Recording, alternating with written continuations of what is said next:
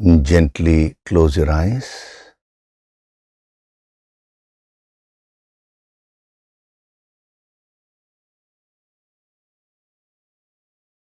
Do deep breathing.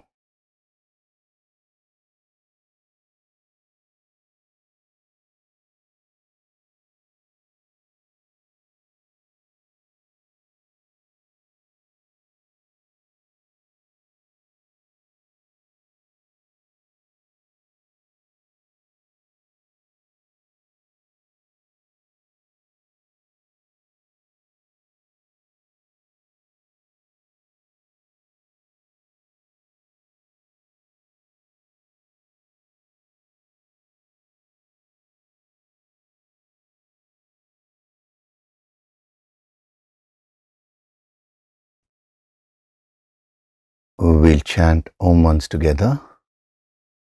Synchronize the chanting of Om with your exhalation.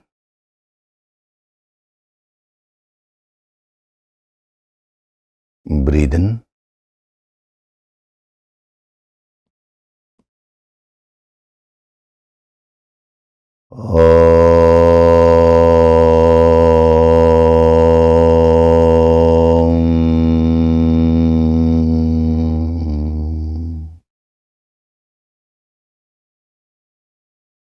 Om Sahana Bhavatu Sahanau Bhunaktu Sahaviryam Karavavahai Tejasvinavaditamastu ma vitvishavahai. Om Shanti Shanti Shanti.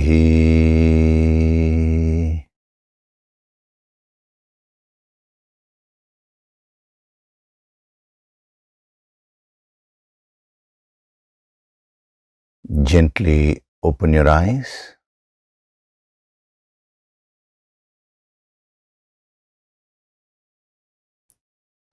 We'll chant from verses 16 to 20 of chapter 3.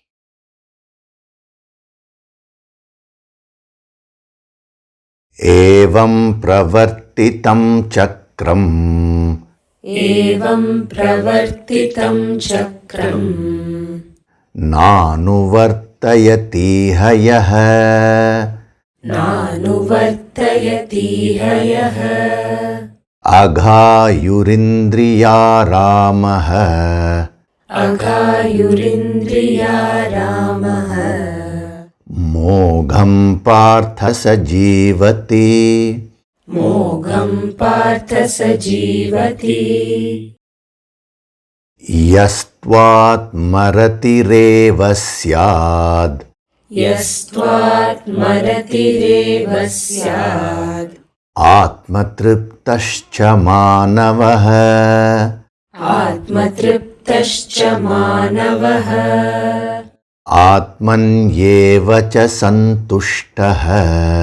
Atmanyeva cha santushtah. Tasya karyam na vidyate. Tasya karyam na vidyate. Naiva tasya krite narthah. Naiva tasya krite narthah. Na krite neha kaschana. Na krite neha kaschana. Na chasya sarva bhuteshu. Na chasya sarva bhuteshu. Kaschidarthavyapashrayah. Kaschidarthavyapashrayah. Tasmadasaktah satatam. Tasmadasaktah satatam. Karyam karma samachara. Karyam karma samachara. Asakto hyacharan karma. Asakto hyacharan karma. Paramapnoti purushah. Paramapnoti purushah. कर्मणैव हि संसिद्धिम् कर्मणैव हि संसिद्धिम् आस्थिता जनकादयः आस्थिता जनकादयः लोकसङ्ग्रहमेवापि लोकसङ्ग्रहमेवापि सम्पश्यन् कर्तुमर्हसि सम्पश्यन् कर्तुमर्हसि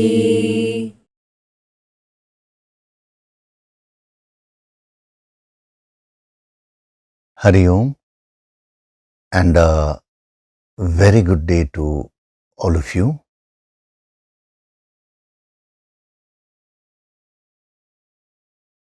So in the last session, we were seeing this principle of santushtaha, extremely content.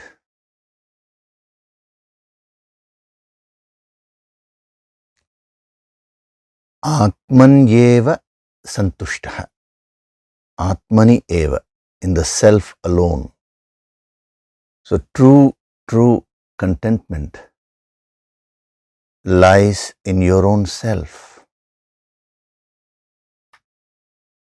You are searching for happiness. You are searching for contentment. You're searching for satisfaction everywhere else except your own self.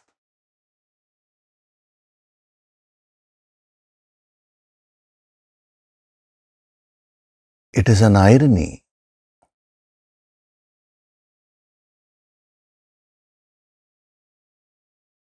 Whatever it is that you have is not valued by your mind. You always value something which you don't have only.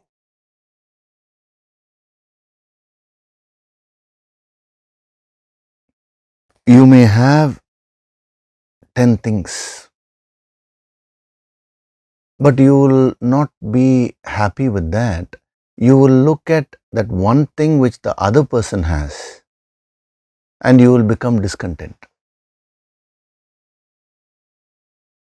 This is the tendency of the mind, to always be discontent.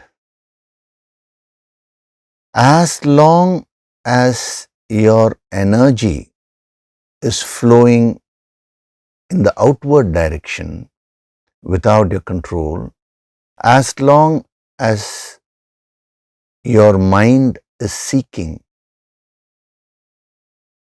externally, you will be discontent only. The person who has maximum wealth wants only more wealth. He or she is not content.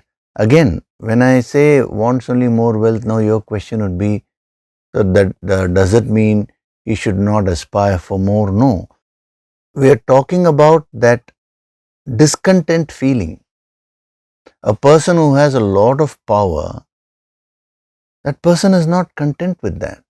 This is the nature of the mind, and that is why they compared the mind to fire.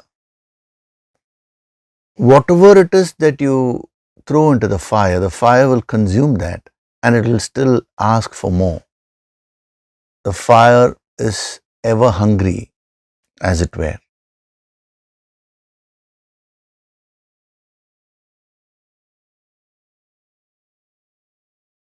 Quantitatively, you may throw anything, but the fire will never get satisfied. Similarly, you may acquire anything you want from the world, but if you are acquiring it with the wrong attitude, thinking that happiness and contentment is there, you will never be satisfied.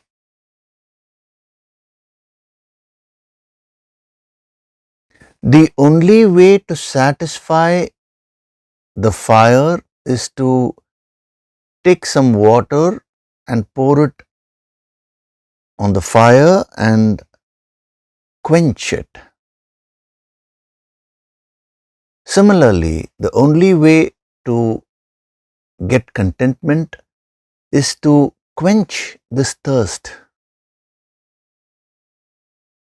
by going deep within and tasting the true bliss of the higher self.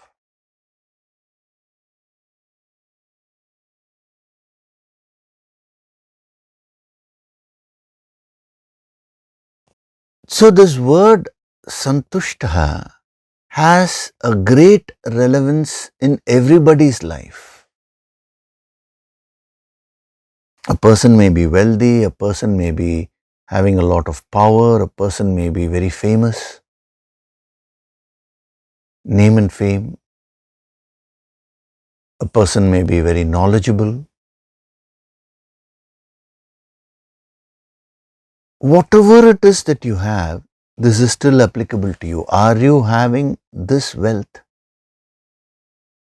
The wealth of santushtaha. That is the question. So goddess Lakshmi, she represents wealth. Externally, she represents the external wealth. Internally, she represents the internal wealth. At the innermost level, what does she represent? Santushtaha.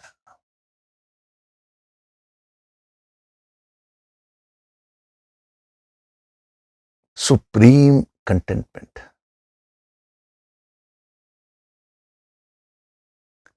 So in that empowerment program which we had earlier, attracting abundance, that is available online.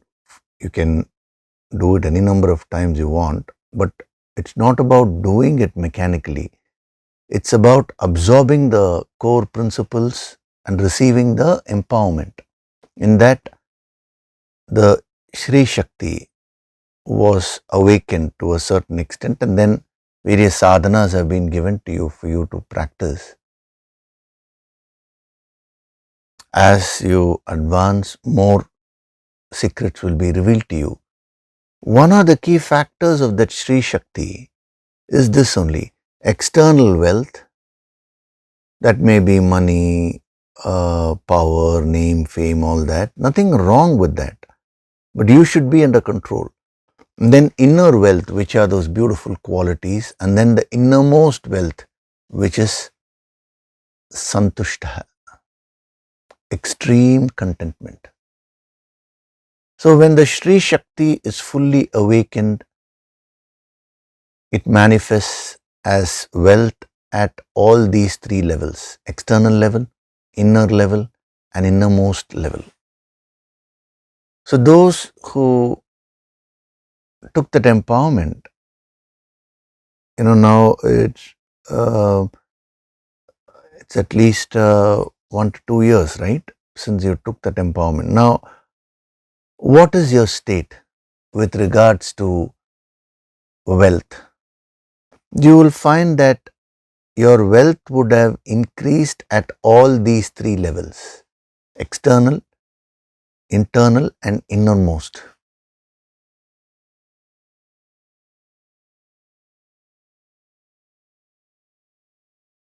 We are not talking of attracting abundance only from outside. No. Santushtaha is the basic abundance which is there within you. It is the force which creates abundance outside.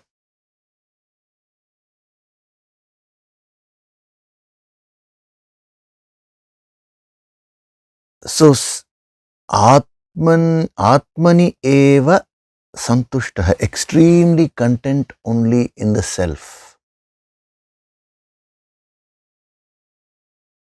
So the Shakti behind santushtaha is called tushti. Tushtaha means contentment. Santushtaha, when we add the word some, we are only intensifying the principle of contentment. So what is behind tushtaha? It's tushti. Tushti is the shakti, the energy of contentment. So you need to awaken it from within. If you do your sadhana properly, if you're watching all these Sunday sessions regularly and doing your daily sadhana, then this tushti shakti will start getting awakened at the innermost level. You know, when you go and ask a real sadhak, a true sadhak, are you content? The true sadhak will say yes, and that yes will not be merely from the lips. From the innermost level, that person will say yes. Before I started doing my sadhana, I was different. Now I am truly, truly content.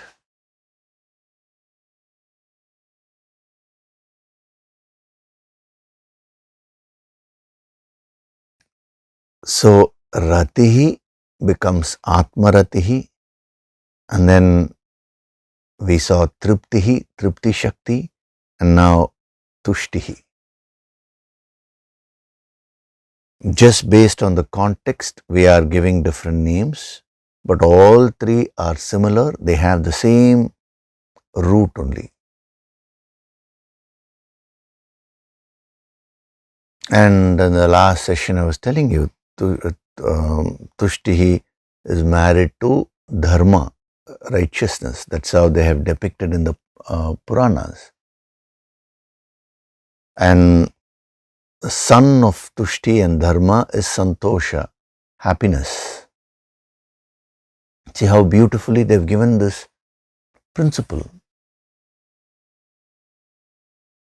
So dharma represents righteousness, sadhana. So when you start living your life in a sadhana way, the outcome of that will be contentment, righteousness, and happiness, santosha. This is what you should aim for. So when we say you should live a life the sadhana way, what do we mean? Every experience of your life should be a sadhana for you. One is sitting and doing the personal sadhana, the yoga sankirtan. The other is watching these Sunday sessions, absorbing this energy. But apart from these kinds of sadhana, the empowerment is also there. All that is there. But apart from that, the major portion of your life, you're living in the world. So you need to carry this energy into your life. Every experience of your life should be converted into sadhana. That is called living your life in a sadhana way. How will you do that?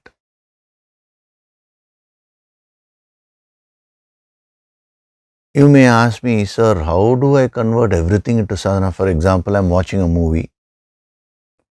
The movie is so interesting, and I'm watching a thriller movie, let us say, and detective is there and he's investigating. Now, how to convert it into sadhana? I'm so engrossed in that. See, if you want to convert your life into sadhana, the simplest way is to give your life a direction. And what gives your life a direction is the goal which you set for yourself. So when you fix your goal as self-realization, now thereafter, all your activities get streamlined. Even if you're watching a movie, if you're ensuring that you are enjoying it without getting distracted, then it becomes a sadhana. You're doing it in a sadhana way. right from the time you wake up, the personal sadhana which you do, the stretches which you do for your physical body, the food which you eat, sleep, rest, the work which you do, the enjoyments which you experience in life, everything when it is done under your goal. That is, if you keep the higher goal of self-realization, and then when you live your life, you will never lose that focus. See, what determines whether you're going through an experience in a sadhana way or a non-sadhana way. If that experience is gone through as an end in itself, then it is a non-sadhana way. If you think this is what is going to give me happiness and this is the end all of life, and if you get into an experience, then you will get lost in that. All your energies will be sucked away by that experience. After that experience, you will feel so drained mentally. You would have sold your consciousness, as it were, to that experience. Whereas, when you have fixed the strong goal of self-realization, and then when you're going through the experiences in life, you will enjoy everything. You will go through all the experiences, but you will never lose your focus.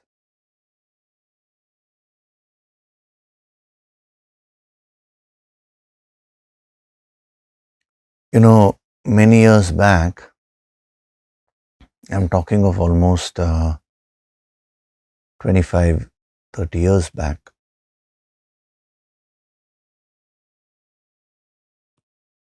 there was a businessman who was telling me how he became successful. He was a self-made person. So he started off from scratch only, and he had built a huge business empire, and he had bought several properties in different countries. He had gone to a very good level financially.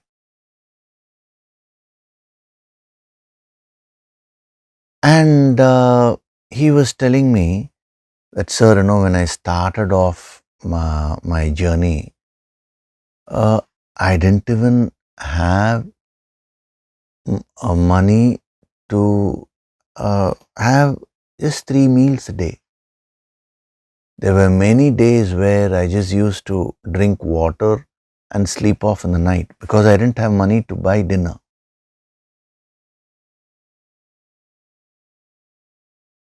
But I had this fire within me. He said, I had this goal. I want to become a successful businessman.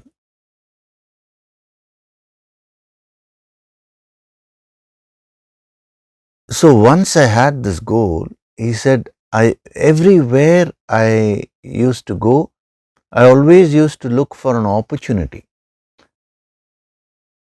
How can I fulfill my goal? Then I started, after a while, I saved a little bit of money and started my business in a very small way. He said, just a small room. He hired a small room, and his own relative, uncle, he just got him one phone. Those days, the cell phones hadn't come, the smartphones and all that were not there.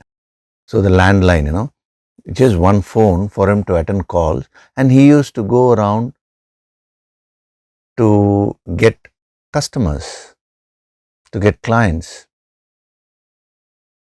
That is how I worked.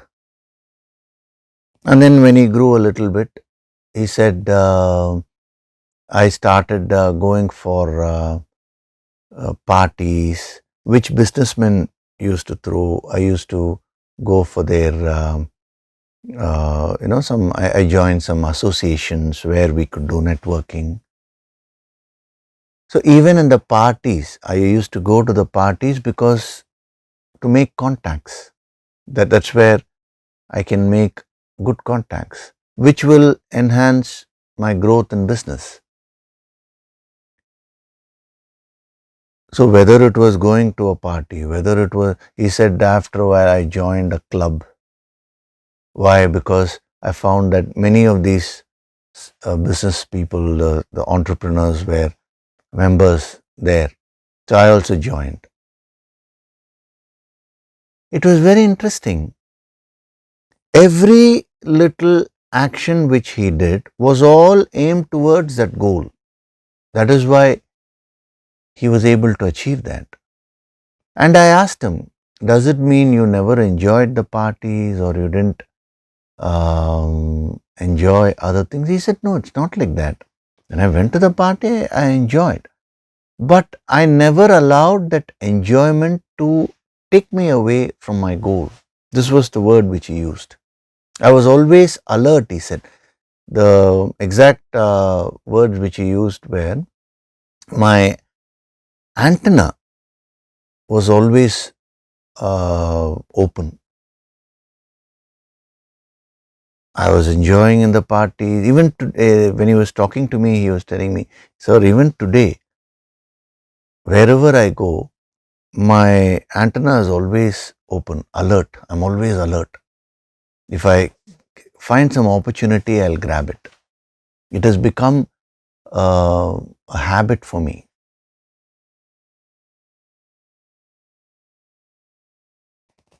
So, what did he basically do? He just fixed a goal which was very intense. He became so passionate about his goal. I want to achieve this. Thereafter, all his actions automatically got streamlined towards achievement of that goal. I asked him, so you never used to have any kind of entertainment? He said, no. I used to go to movies, all that was there. That was more for a relaxation so that I can come back to work with more vigor. See, even there, he was very clear. Actually, if you do some analysis, if you find out some facts, you will find that all achievers would have followed the same principle, the sadhana principle only. But that would be with respect to a limited goal. Now, here in this yogic path, what they are saying is, you fix the highest goal of self-realization. And the moment you are fired up with that goal, thereafter you will find that all the aspects of your life will start getting streamlined.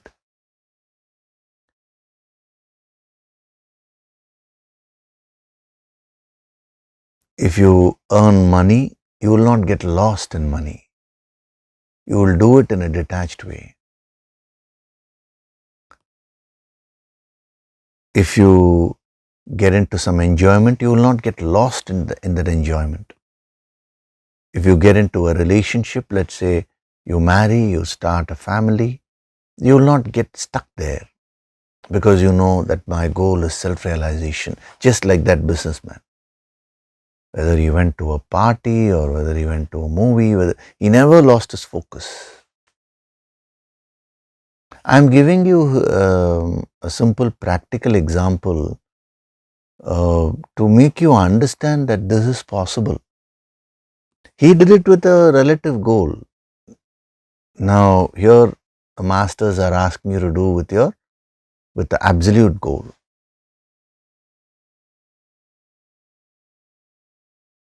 Such a person is a true sadhak. Just merely calling oneself a sadhak is not enough. Mechanically just doing a few things here and there, that doesn't make you a sadhak. That only puts you on the path a little bit. But if you really want to get established, you will have to make your whole life into a sadhana.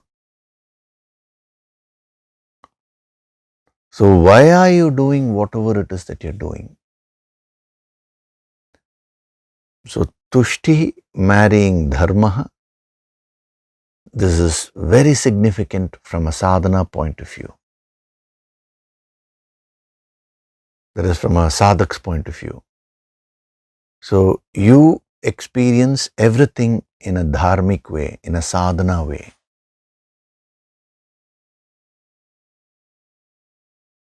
It doesn't matter what you're doing in life. You may be doing business, you may be working somewhere, you may see actually in the Finding Rhythm in Life empowerment, I had given the 12 aspects of life. Our yogis have clearly analyzed. All the 12 aspects you should experience, you should enjoy. But the 12th aspect is the spiritual aspect. So the first aspect is Vyaktitva, personality. So you should develop your personality. Then the wealth, the Shri Shakti, the enjoyment, Bhoga, that is one aspect. Then you have work, career. You have so many other aspects, creativity, relationships. Now, like this, the 12th aspect is spirituality, Adhyatma Unnati, the spiritual growth. You are born to experience the best in all these aspects and then merge with the infinite. You can do that if you follow this principle which is being explained to you, that is converting your whole life into sadhana. So don't go merely by externalities. Many people think that sadhak means they should wear a particular dress. Spiritual master means he should wear this colored dress and there should be a particular lifestyle. It's not like that. There are certain disciplines which we follow in common, but otherwise you have your own nature. So you should see how to apply all this in your field, in your life. A guru comes into your life not to take you out of your life and put you somewhere else. No. He comes into your life to guide you and make you follow these higher principles wherever you are. Not to take you away from your life, but to infuse more energy and purpose into your life. So that is santushtaha. So when you look at these three principles, Atma Ratihi, Atma Triptaha, Atmanyeva Santushtaha. Now that gives you an overview. As a sadhana, what I would request you to do is find some time this week and just put yourself in this position. Now you may ask me, sir, I am not a self-realized soul, how can I put it? It's not like that. See, nobody is at 0%. And definitely you're not at 100% also, but you're somewhere in between. So to that extent, these principles will be applicable to you. So you now know what is Atma Ratihi. Basically, you have an idea. Atma Ratihi, being very delighted when contacting the world. Similarly, Atma Triptaha, by yourself, you're very satisfied. And then Santushtaha, the deepest level, you're content. Extreme contentment, and you're so complete. So having gone into the depth of all these, now this is the sadhana which you need to do this week. In today's Nididhyasana empowerment, I will initiate that process. But after that, you need to do a little bit of this homework. That is, just where find some time and sit quietly and invoke the Guru Shakti and do the deep breathing, and just to yourself mentally, as you're breathing along with the breath, mentally chant Atmaratihi. And when you're chanting mentally Atmaratihi, picturize yourself in that state. It need not be 100% perfect. Because if it's 100% perfect, then you're already a Sthita Prajna. You don't require all this. Whatever it is that you have absorbed, let it be 10%, 20%, 50%, 60%, whatever it is, doesn't matter. You visualize that. Visualize yourself as being in the state of Atmaratihi. Then, Atma Triptaha. Again, visualize yourself. Feel.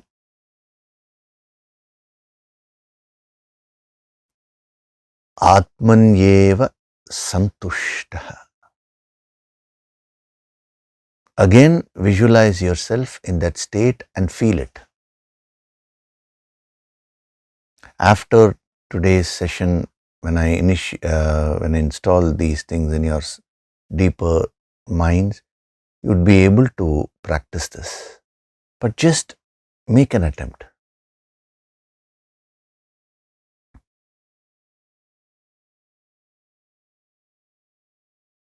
This is number one.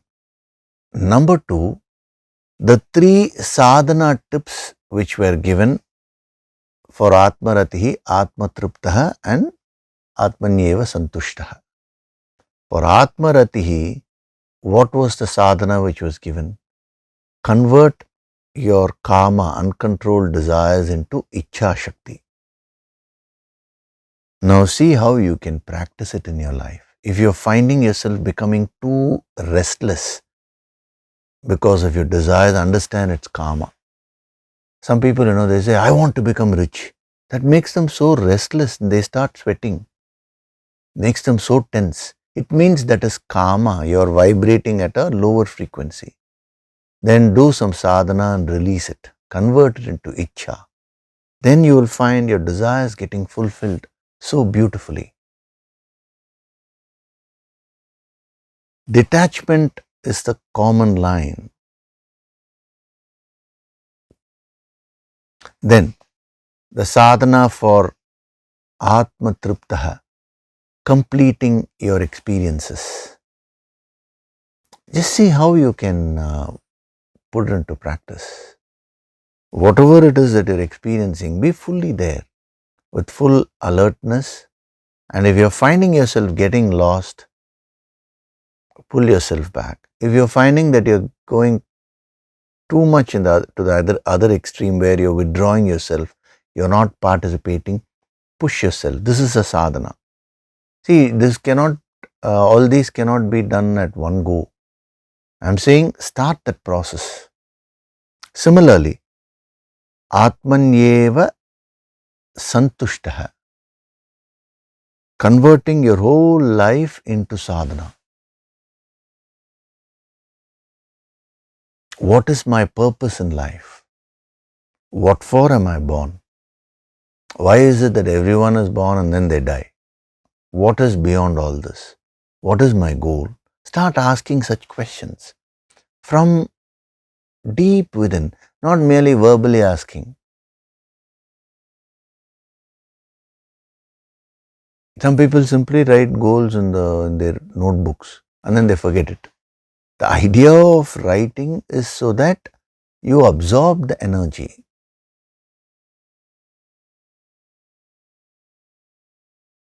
So put that sadhana tip also into practice.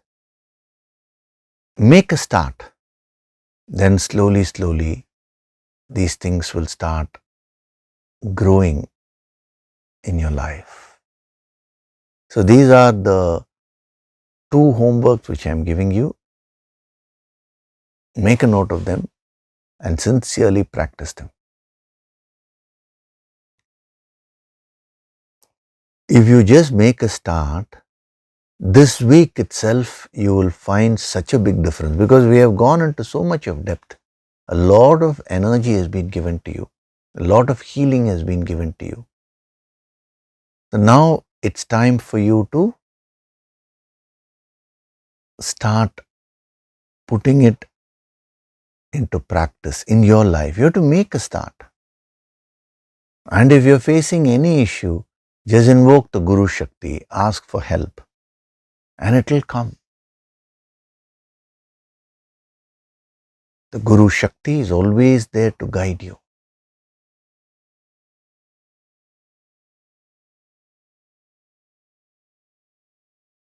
Okay. So if you do that homework sincerely and come back next week,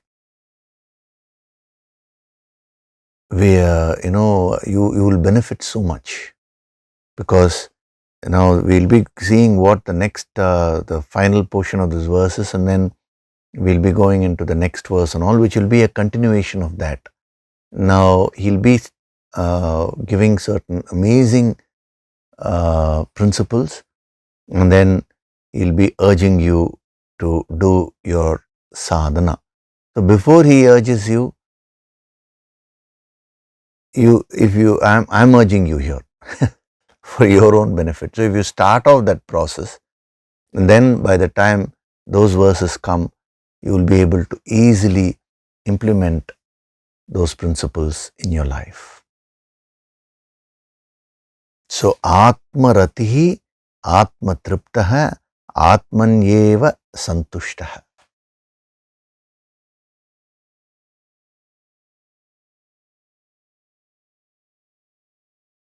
For that person, that human being, Manavaha, I had explained already. As a human being, you have this capacity to get into this state. So for that human being, that person, there is nothing which ought to be done. Karyam na vidyate.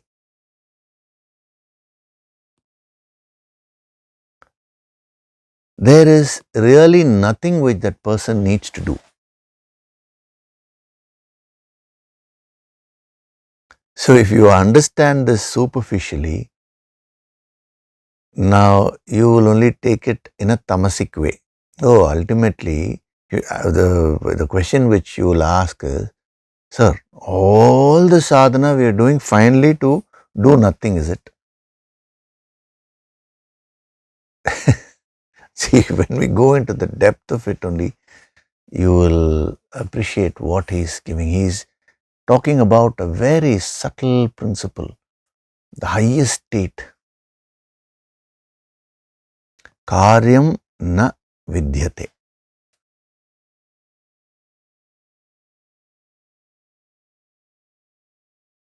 So he uses the word karyam. Karyam means what ought to be done. That is duty. We always say, no, you should do your duties. You have your obligatory duties and you need to do them. Only then you can evolve spiritually. Doing your duties, obligatory duties, is a part of your sadhana. Now here he is saying, for a person who has realized the self, that person has no duties. Does it mean that he will become a very careless person? Does it mean he will become a very irresponsible person? These are the questions which will come into your mind naturally. The answer is no. He will be the most responsible person. How we will see that it's not only merely in this verse, he will be continuing this line of thought in the next verse also. So, this line here and then the next verse, all these things put together will help you to understand what he is trying to convey.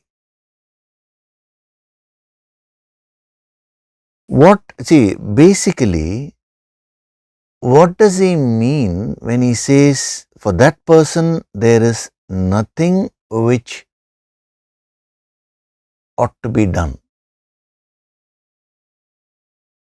Now, you are caught up in the karma chakra, the karmic cycle. Now, then one person does a lot of sadhana and he goes beyond the karma chakra and merges with the infinite.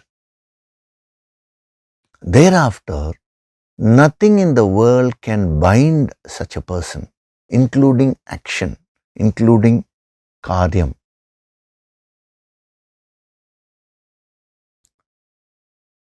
You have to do your duties as sadhana, but this person has done sadhana and reached the highest. So, duty is a choice. It is no longer obligatory. In order to reach the goal, the goal of self-realization, because he has already reached that state of self-realization, he would still continue to do the duties, but there will be no stress. It's not that he will become irresponsible and shirk all the duties. Actually, Krishna himself says, I have nothing to gain in these three worlds. These three worlds, there is nothing which can offer me anything. Yet I continue to act, he says, Arjuna. So see me and do your duties. Whenever you are forced to do something, you will be in a state of stress. When you do something out of choice, you will do it in a very relaxed way. Today, you are forced to do so many things because of your own vasanas, your own desires. But this person, he has reached a state, the fourth state of consciousness. He has merged with the infinite. Thereafter, there is no force. There is no force means there is no pressure from within. You are pressurized to act. That pressure is not there from within. Therefore, action becomes a choice. I always say, as a human being, you have the choice of action. Unfortunately, today, your own actions are no longer your choices because the past choices have been so strong in the negative direction. They have created such a huge force and they are pushing you towards activity. You have no choice. That is why in one of the earlier verses he said, you have no choice but to act. So now you decide how you should act. That is where you can exercise the choice. But this person, having done sadhana and having moved up to the highest level, now he can choose whether to act or not. It's a very powerful state, a state where he has gone beyond the karmic cycle. So today, when you are acting for the sake of happiness. You are in a state of non-happiness and you are acting in order to become happy. But this person has already become happy. So there is no necessity to act for happiness. Every action which he does becomes a manifestation of his happiness. See, you have to understand this very carefully. Otherwise, you will take it as a tamasic quality and say, oh, there will be nothing which he needs to do. Beautiful state, sir. I would also love to be in that state. See, you can see this happening even at the relative level. Supposing, let's say, a person starts doing some business. Initially, he will do everything. And then he goes to the next level. He'll start getting things done from others. And then he keeps on moving up in the ladder. Finally, he becomes the head. Now, once he becomes the head, now his role is different. Externally, it will look as if that person is not doing anything. The person who is at the lower level, here lower, higher, I don't mean in terms of the quality of work or hierarchy. It's only I'm talking in terms of structure, It will look as if he is not doing it. He's just simply sitting in the office, attending some phone calls, doing some, putting some signatures and all that. But no, he has complete responsibility. But the management will not expect him to do every small thing. For him, he doesn't, it's not a necessity that he needs to go and visit every little customer, all that. Why? Because he has grown to a level where he is managing the whole thing. The responsibility has increased, his effectiveness has increased. Work happens around him and he manages the whole thing. Similarly, when you are in the initial stages of your sadhana, you have that I am the doer attitude. You are doing everything. Now, as your consciousness rises, you merge with the infinite. Now, activities happen around you. All the karyam, all the duties are happening, but you are peacefully resting in the self. Your consciousness, your mind is completely resting in the higher self. It's a very powerful state. So, that principle of chakram we saw, no? The chakram, if you take a wheel, it has a circumference and then it has a center, the hub. When you're sitting on the circumference, when the wheel is revolving, you also revolve along with the wheel. But as you move toward the center and when you sit in the center on the hub, the entire wheel is revolving around you, but you are stationary. That is the state which he has reached. So don't misunderstand this as he does not act. He is only saying he doesn't have the necessity to act. There is nothing which ought to be done. So what is your necessity today? Happiness. You're seeking happiness. So you automatically, that pushes you into activity. That seeking is not there for this person because he is already happy. So for such a person, action truly becomes a choice.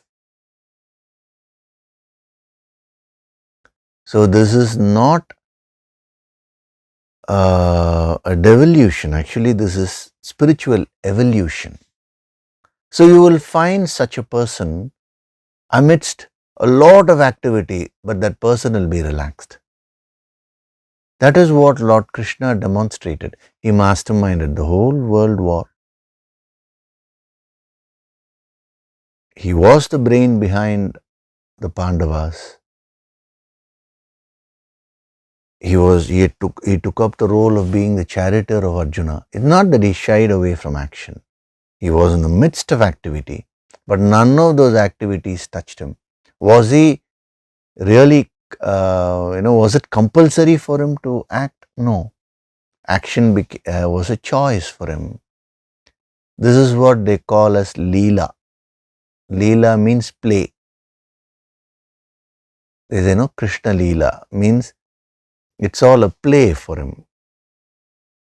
The so-called karyam, the duties which are causing so much of stress for a normal person today, for an ordinary person, becomes a leela, a play for a yogi.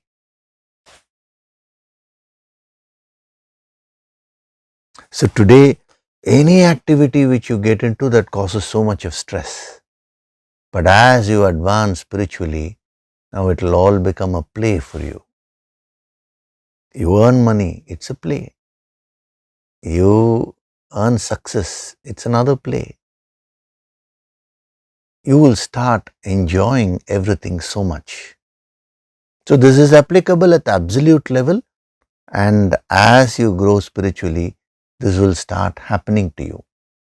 Nobody needs to compel you or force you to do your duties. You will take up your duties willingly. And that is where your strength comes from. Action becomes a choice. So, karyam means that which ought to be done, duty. Now, karyam also means work. Work means all the activities which you're doing.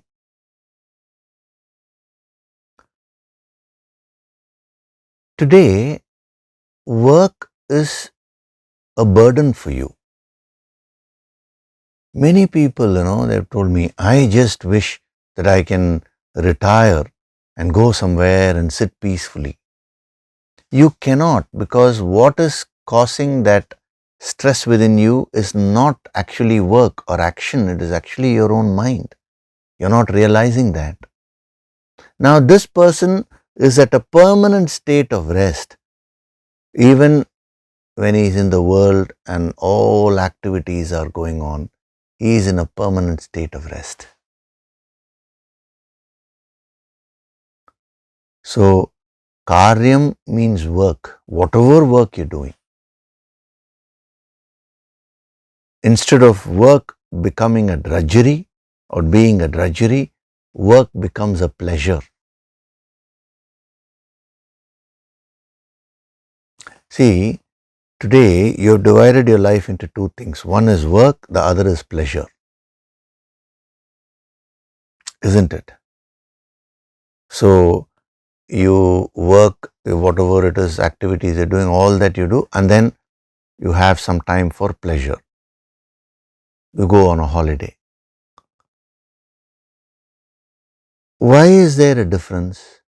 The moment you differentiate work versus pleasure, it means work is not giving you pleasure. Therefore, you think pleasure is in getting away from work. But you hardly get any pleasure there also, because you just offload your stress a bit and again come back, and you keep building up the stress when you're working. Now, for this person, a yogi, he has merged both work and pleasure together. For him, there is no difference. Anything which he does gives him so much of pleasure. He does it with happiness. He doesn't require a separate time for pleasure, a separate time for relaxation. He is always relaxed. He is always experiencing that happiness and pleasure. So when he is in office working, for him it is like a holiday only. And supposing he takes a holiday and goes, it's a choice. There also he enjoys. It's a very beautiful state. First learn to appreciate that. And as you do your sadhana, this will start happening to you. Whatever it is that you're doing from morning till night, how much of pleasure is it giving you? How much of stress is it giving you? You need to ask yourself. So you start a family, after a while it gives you a lot of stress. You take up some work, after a while it gives you a lot of stress. It becomes a burden. So when everyone is asked, what is that time in your life where you felt so happy? What is that time where you would like to go back? They always refer to childhood. I want to go back to those days when I was carefree, they say. What is preventing you from having the same zest, same cheer, same carefree nature now? Not careless nature, not irresponsible nature. The carefree nature is different. What is preventing you? Your own mind. So a yogi is one who carries that carefree energy, that energy of cheer, zest and enthusiasm of a child to the rest of his life. So even bodily, let us say he is 80 years old, he will have the cheer of childhood, the lightheartedness will still be there. So such a person can truly live his or her life. You truly live your life only when you remove your stress factor. Otherwise, life just bogs you down. Today, it is very unfortunate. I'm finding that the stress is increased even among children because the exposure is more. So this wisdom is very much relevant today. The earlier you take this up, it's better.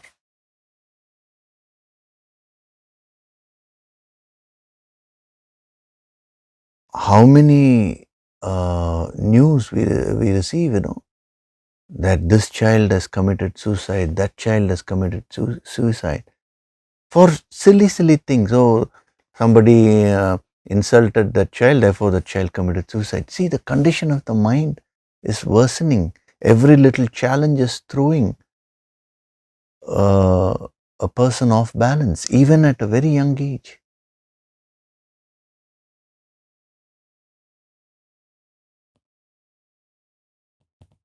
So here is the great yogi who has merged with the infinite self completely, and for him there is nothing which ought to be done.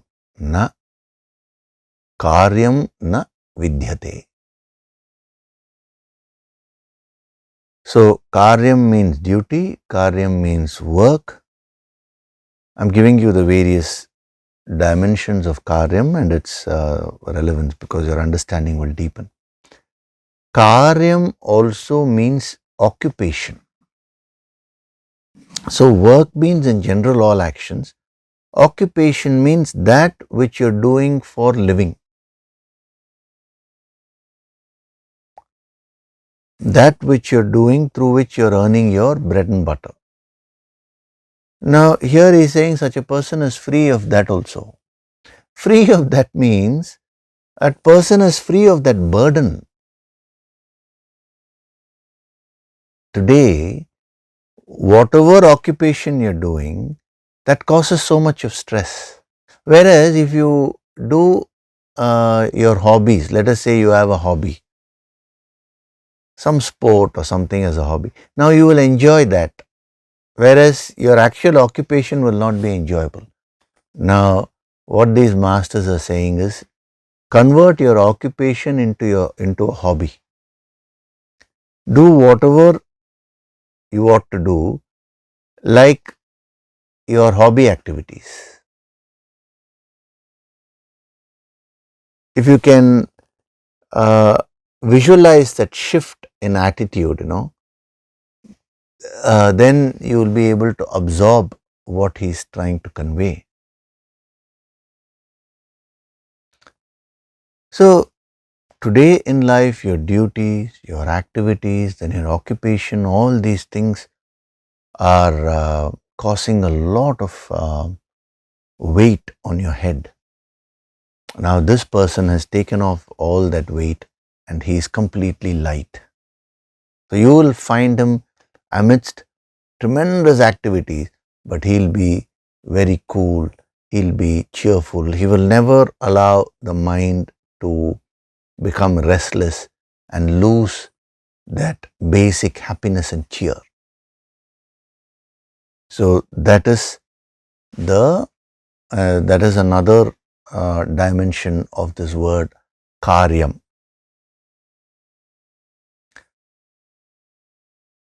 So for a spiritually developed person, duty as a burden will no longer be there. He doesn't need to do anything. It's a choice. Work means all activities again become a choice. Now, occupation, whatever he is doing to earn his bread and butter, that will also become so enjoyable. That burden will go away. Just see how beautiful that state is, And then another dimension of karyam. Karyam means religious rites, rituals. So for a person who has gone to that state, he or she doesn't need to do any ritual. See, what do we mean by a ritual? A ritual is a set of practices which you take up to remind yourself of the higher self, that is, of the infinite. Now, when you've already merged with the infinite, then doing this ritual is no longer compulsory. That's what he mentioned in the second chapter, He talked about the Vedas in the second chapter, and it's a very interesting thing which he says there. He says for an enlightened person, the four Vedas, he's talking about the four Vedas which are considered most sacred, have no use. It is like a small pond of water where it is fully flooded. So he has already got that experience of the infinite. So these things are no longer of any value to that person.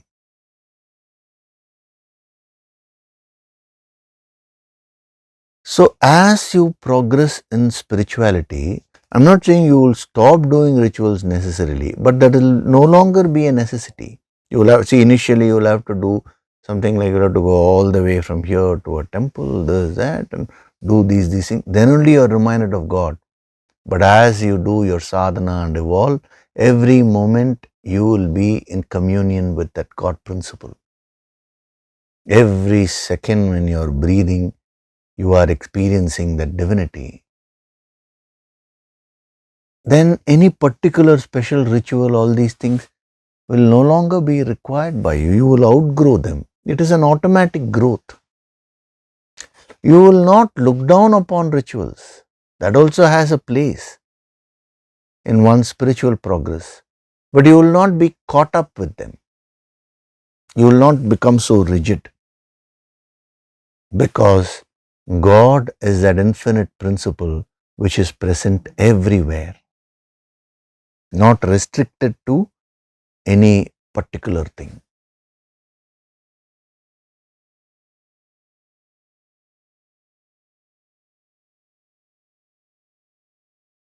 So whether if you take all the dimensions and if you absorb them, that you will get the full wisdom.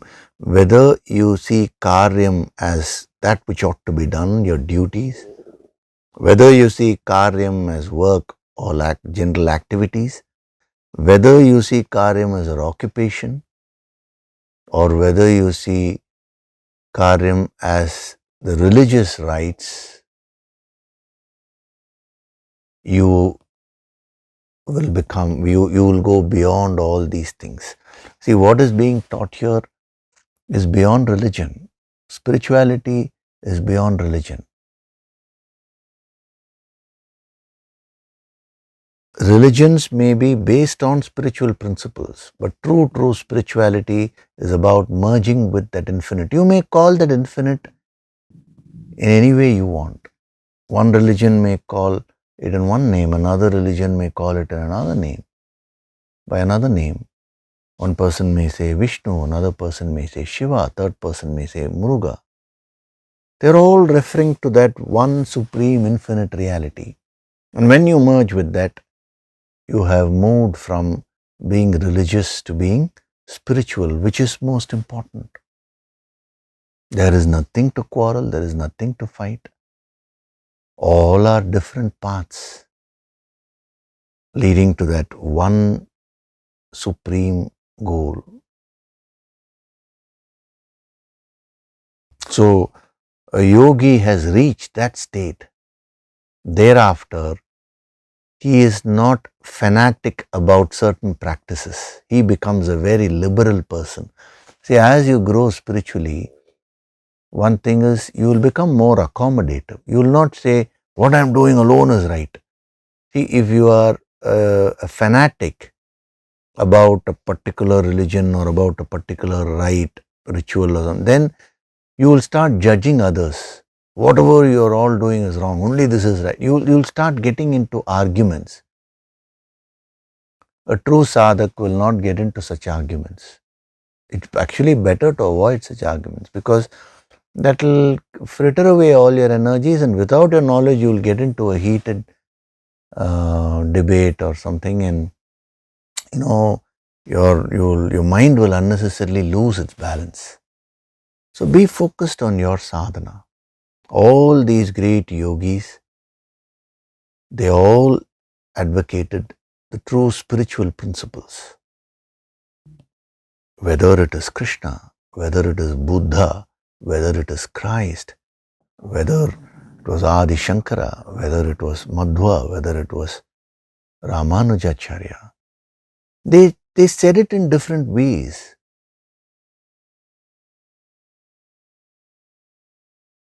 Any master at any point of time in any part of the world, when he or she merged with that infinite, then they gave out the truths which are universally applicable. Sanatana Dharma is not a religion. Sanatana Dharma means eternal principles. Just as it is said in the Sanskritam language, it's called Sanatana Dharma. It is not a religion. It is these great principles of life. So wherever somebody is practicing these principles, we can say that is Sanatana Dharma. In Sanskritam, we are saying it's Sanatana Dharma. And in English language, you say eternal principles. Tamil language, you can say Kalatal Ariyada Aram. Means that which cannot be destroyed by time. So we are talking about the fundamental principles of life, not restricted to any particular religion or sect or caste or creed, not all that. So a yogi is one who has gone beyond this karma chakra.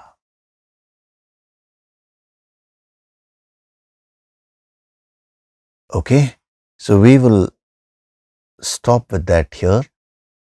I have given you 2 homeworks. Now do that homework and come today's Nididhyasana. I'll be installing those principles, be initiating that in a powerful way. Then when you do your homework, you will further get established in that. So before we do the Nididhyasana meditation, I will take up One question.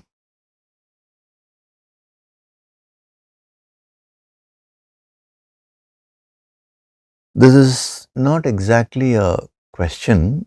One sadhak, she has in the YouTube comment section, she has given her points.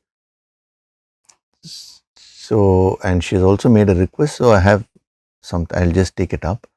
So humble pranams Yogishri. She has given all her points. Happiness gives independence, freedom, all that she has given. And then thanks Yogishri. Slowly I'm turning inwards and can see improvement in my patience level first, which is a very good sign. So I want to bring discipline in my life, which I don't have today. Just waking up at 4:30 a.m. in the morning every day is a big struggle for me. My mind is not allowing to do that and tells various reasons to sleep. Also, I don't enjoy waking up feeling heavy. So please help me achieve this easy habit of waking up early, feeling light every day, and looking forward to the day with interest and freshness, which happens very occasionally. Ananta Koti pranams to you. My pranams also to you, because as a sadhak, you are sincerely trying to develop so that should be first respected. See, you asked a very practical question. This will be very useful to everyone. Generally, when you're doing your sadhana and when you're trying to bring about a change in your life, you should remember one thing. You should not become too rigid and stern with yourself. See, either you are in that extreme, that is, you take everything very easily, or you become you become too stern about yourself, very strict, unforgiving. Both these extremes should be avoided. Whenever you want to build a habit, whenever you want to bring about a change in your life, you should do it in a very comfortable, easy way. That is, you should feel a comfortable stretch. In the yogic kriyas, when we have those sessions in the future, anyway, I'll be teaching you this principle. Supposing, let's say, you want to bend down and you're not able to bend down and touch the, let's say, your palms on the floor. Halfway itself, you're feeling that your limit has been reached. That's all you should do. You should not look at another person who's bending down fully and try forcefully. You'll only break your back. Instead, whatever you can do comfortably, you should do that, and then stretch a little bit more. A small pain, but that will give you a comfortable stretch. This is a yogic principle. For 1 week, if you do that, then that will become very comfortable for you. Then you can stretch a little more, little more. Like this, when you improve, without frustrating yourself, quickly you will, your flexibility will improve. The same principle should be followed with respect to any other activity also. So if you're saying I'm getting up at 4:30, I'm trying to get up, but I'm not feeling fresh, it means you've not had enough sleep and all that. So accordingly, you need to sleep a little early. So if 4:30 is difficult, start off with 5 or 5:30, whatever your level is. So first find out at what time when I wake up I'm feeling absolutely fresh. From that time, advance it by around 15 minutes or half an hour. Let's say I'm comfortable, you're feeling very comfortable if you get up at 6 a.m. Keep your goal as let me get up at 5:30. Accordingly, half an hour you need to advance in the night also, your sleep time. This will give you a certain amount of pain, but not so much that will frustrate you. And then consistently be with that. A small change, but it will give you so much of confidence.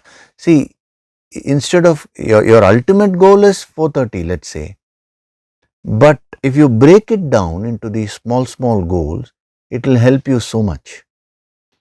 You will get more confidence as a sadhak if you're able to consistently get up, let's say at 5:30 or 6, rather than getting up one day and 4:30, next day you're not doing it. So once you become consistent at from 6, you move to 5:30, next you shift to 5 after a few weeks. Before you know, you would have achieved your goal, and along the way you would have changed your body clock also without feeling too much of a strain. See, every time you've formed a habit, the body also gets used to it. It forms its own clock, or we can say the chakram is formed, So suddenly if you change the direction, it will be difficult. So don't force yourself. Keep that goal and then plan accordingly and make that experience enjoyable. When I get up at 5:30, that extra half an hour, have some plan. What are you going to do with that half an hour? It may be something like I'm going to get up in the morning and listen to these lectures for first 10 minutes just to inspire myself. Any verse is okay. I'm just giving you various suggestions. Now you will have to work these things by yourself. So if you follow this principle of comfortable stretch, you can form any habit over a period of time. So this is a beautiful point which she has given, a very good question. And see, one important observation is you're starting off by saying, I want to bring discipline in my life which I don't have today. The energy which when I scanned and saw, what I'm getting is you're very discontent with your present state. That is not the way to do it. First thing as a sadhak, be very content with what you're having. If you're getting up at 6, it's okay. This contentment is not a tamasic contentment. See, today when you're very worked up about it, agitated about it, for you to apply your mind and improve will become very difficult. Okay, I'm getting up at 6, very nice. Now I'll start getting up at 5:45 or 5:30. Action should become a choice, not a drudgery or a burden. It shouldn't become heavy on you. That is the sadhana. When he says for that person there is nothing which ought to be done, no doubt at the highest state. How can you practice it at your level? This is the way. I am using her point to explain to all of you how to practicalize this principle in your life. Okay, so you follow this, and if you have any further queries also, you ask. I will answer it whenever the context comes. Okay, so now we'll do the Nididhyasana meditation. Gently close your eyes.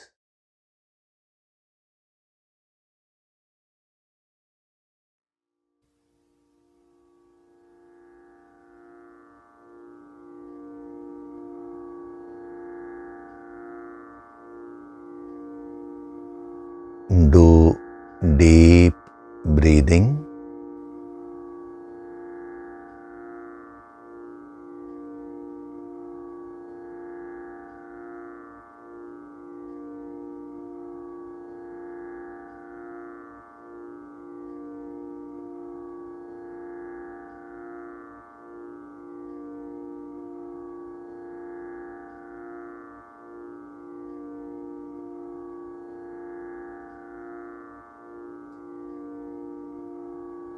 With every breath, I am becoming more and more relaxed.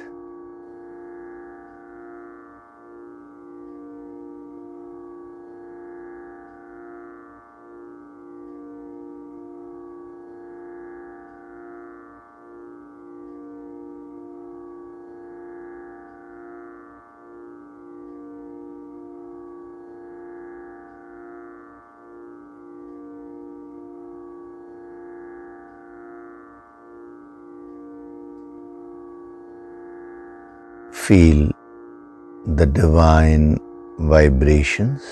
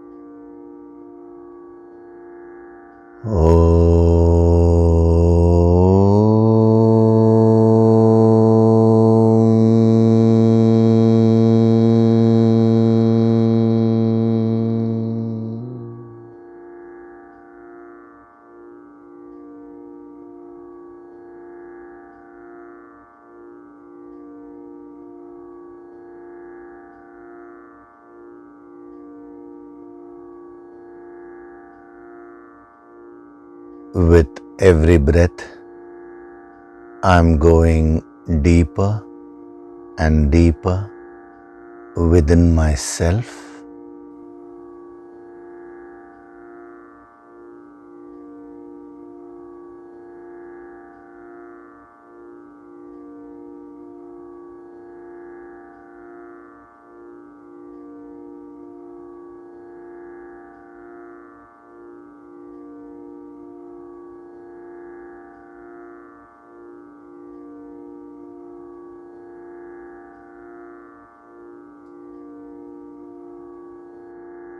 Beyond my finite equipments lies my higher self, that infinite supreme reality.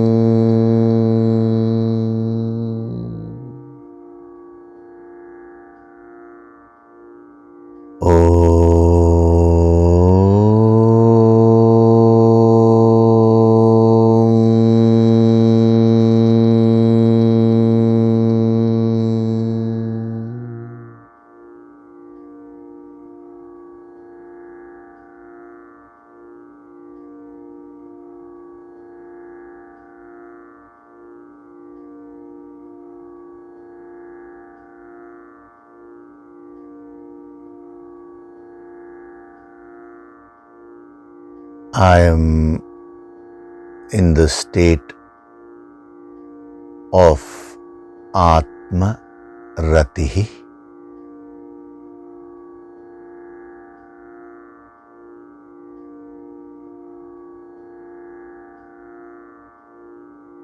I am in the state of Atma Triptaha.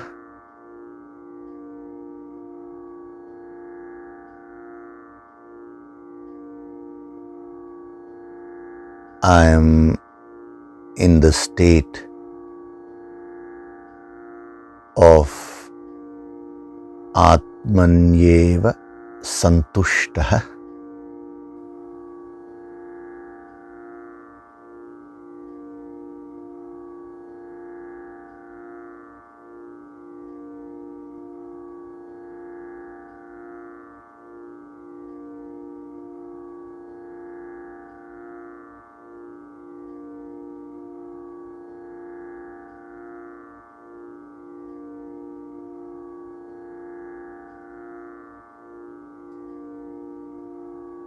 Offer your gratitude to God Supreme.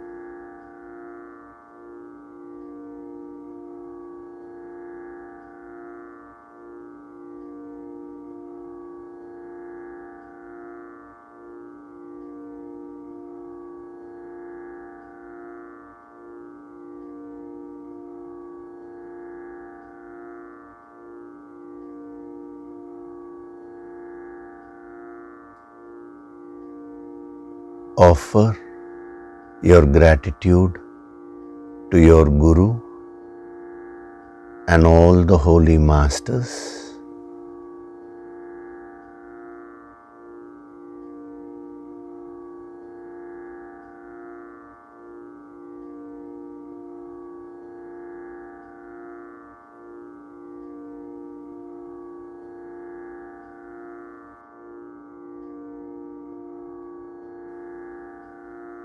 Wriggle your fingers, your toes, open and close your palms a few times. Rub your palms together to create a warmth.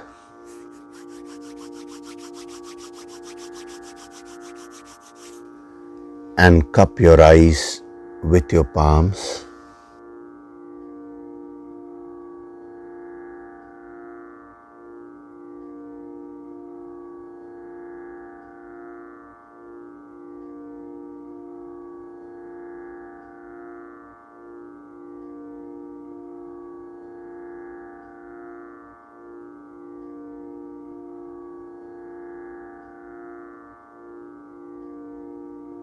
Gently rub your eyes, your cheeks,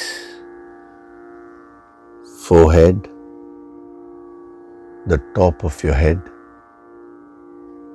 the back of your head, your neck, and slowly open your eyes.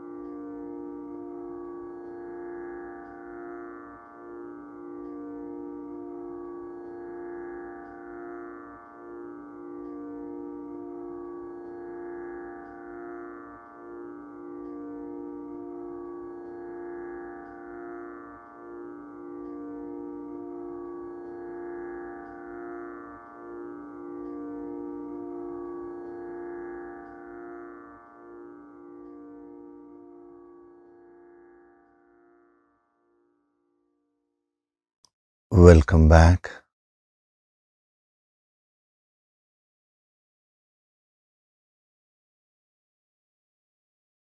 Today we had a very deep session in the Nididhyasana meditation. I've initiated that process. Atmaratihi, Atmatruptaha, Atmanyeva Santushtaha. So do that homework which I had given you.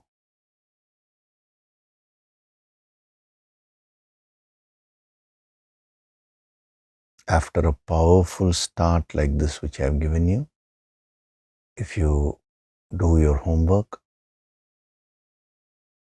the effects will be tremendous for your own benefit. I'm telling you this.